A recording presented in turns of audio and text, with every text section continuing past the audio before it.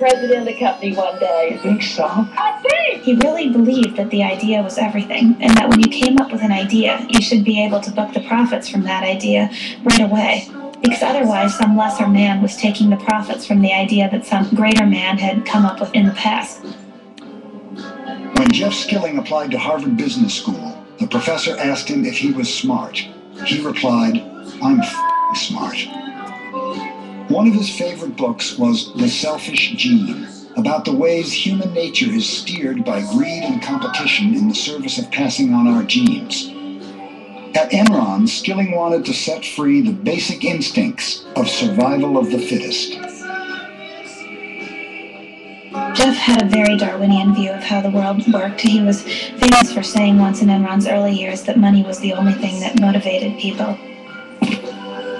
Skilling's notion of how the world should work really trickled down and affected everything about how Enron did business. He instituted a system known as the PRC, or Performance Review Committee. It required that people be graded from a 1 to a 5, and roughly 10% of people had to be a 5, and those people were supposed to be fired. Hence, this came to be known as rank and yank. I personally am convinced that the PRC process is the most important process that we conduct as a company. I've never heard of a company yet that would be successful terminating 15% of their people every year just to satisfy the fact that the other employees had to vote on them. And so when you're being evaluated by that group, you are getting direct communication from Ken and me about what the objectives of the company are and how you fit with those objectives. It was a brutal process. The ability for a 25-year-old to go in and to be reviewed and to be superior, as a consequence, get a $5 million bonus. I don't think that's repeated in many places in corporate America. Our culture is a tough culture. It is a very aggressive culture. $8 million on new deals. At Enron, no one was more aggressive than the traders. If I'm on the way to my boss's office to argue about my compensation, and if I step on somebody's throat on the way, that doubles it, well, I'll stomp on the guy's throat. That's how people work. On the trading side, we got to be the biggest, baddest house in town. And by necessity, if you wanted to be in the market, you had to deal with Enron. Try to reconcile your big numbers here. Enron's traders were like the super powerful high school clique that even the principal doesn't dare to rein in. They had become the major engine of at least reported profits at the company. They took Jeff Skilling and Ken Lay's belief in free markets and turned it into an ideology. What they picture almost as a new economic religion. Enron Online will change the markets for many, many commodities. It is creating an open, transparent marketplace that replaces the dark, blind system that existed. It is real simple. You turn on your computer, and it's right there. That's our vision. We're trying to change the world.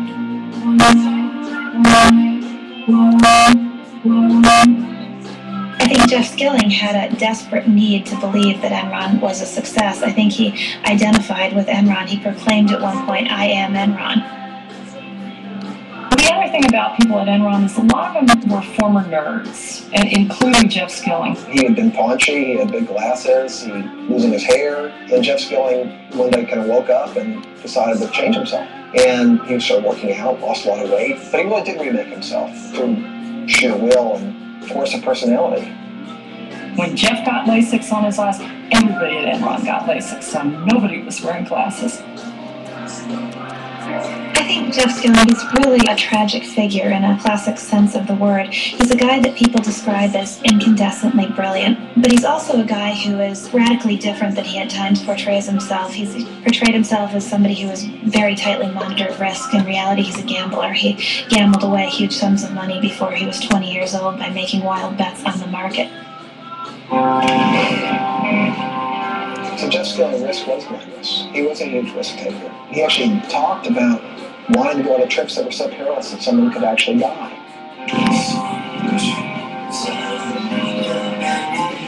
This manifested itself in the trips that Jeff Skilling led for a small group of friends and customers.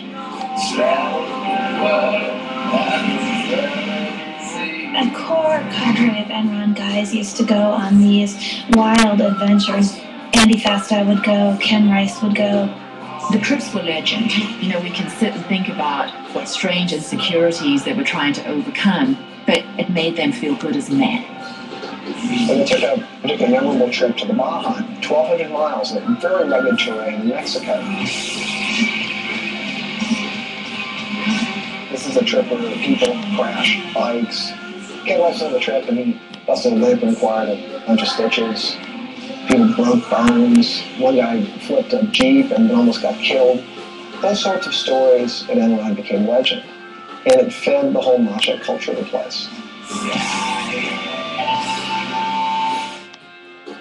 Two American icons in a rare and exclusive event with tomorrow's business leaders, Warren Buffett and Bill Gates, Keeping America Great, hosted by Becky Quick, tomorrow only on CNBC. You better run to Men's Warehouse. Suits are on sale, including designer brands and big and tall. Buy one and get a second suit for just $100. You're gonna like the way you look, I guarantee it. Over 20 million customers have put their faith in Sun Life Financial. We should be a household name, and we will be. So you're suggesting that we change our name from Florida, the Sunshine State, to Florida, the Sun Life State. The posters will be so cool. Sooner or later, you'll know our name. Sun Life Financial. This is 9 generations of the world's most revered luxury sedan. This is a history of over 50,000 crash-tested cars.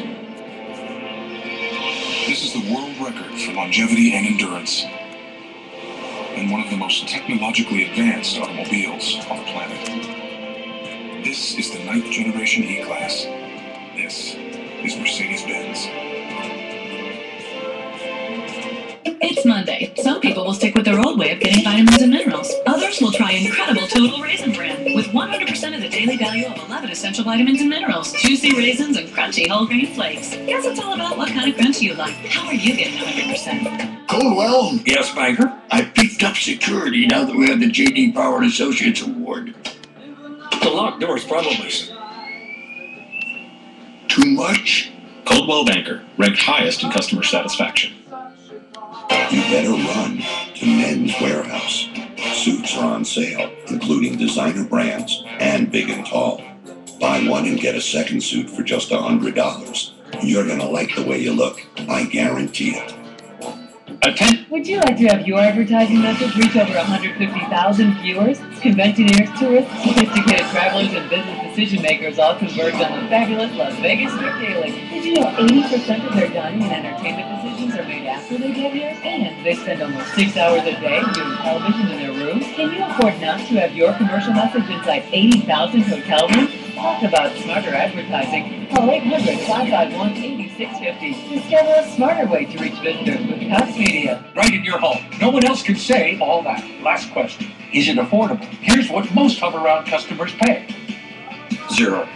I paid nothing for the unit at all. Call Hover-Round today and you'll receive a free phone mobility consultation, a free DVD information kit, and free delivery to your home. Call Hover-Round today at 1-800-478-2065. That's 1-800-478-2065.